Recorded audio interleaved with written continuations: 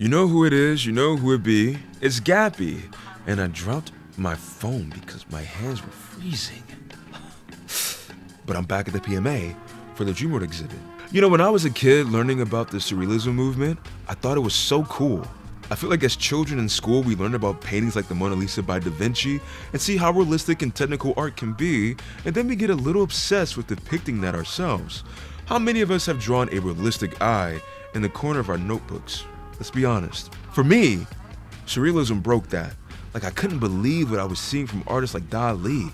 I had questions upon questions. On the surface, it was mayhem on canvas, but the more you look into it, the more you realize how vulnerable and straightforward they could be. However, that's also an issue. These are still white European men from the 1940s, and the exhibit definitely reflects this. But I can get into my pros and cons another time. Today, I was on the hunt. You know, I've been thinking, Viewfinder might be a good title for the series. It's just, I couldn't help but feel something else found me in its view. Oh, it's The Evil Eye by Enrico Donati, 1947.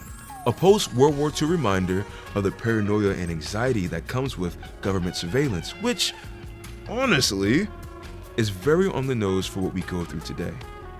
Surrounded by mirrors reinforcing the idea if you wanted to attempt and look past being watched, you still have to watch yourself from multiple angles. I also think about how many people avoid direct eye contact in conversation. I mean, yeah, it can be unnerving, a bit pervasive, and a little too, intimate.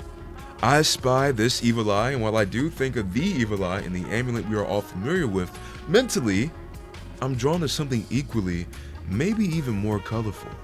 Kirby. Now, my thought process coming around to this might be tough to swallow, but stay with me. I love Kirby, and there's one thing that's constant. Enemies with giant eyes that are all powerful. They watch, they pray, they judge. Kirby kind of represents innocence and the power that being a good vibe has. But let's not get it twisted. Innocence is not a weakness, it's an outlook. These villainous eyes have expressed negative emotions and action towards that pink ball of goodness. Jealousy over what he has in friendship, and an understanding that he is a threat to the status quo and a need to wipe him out.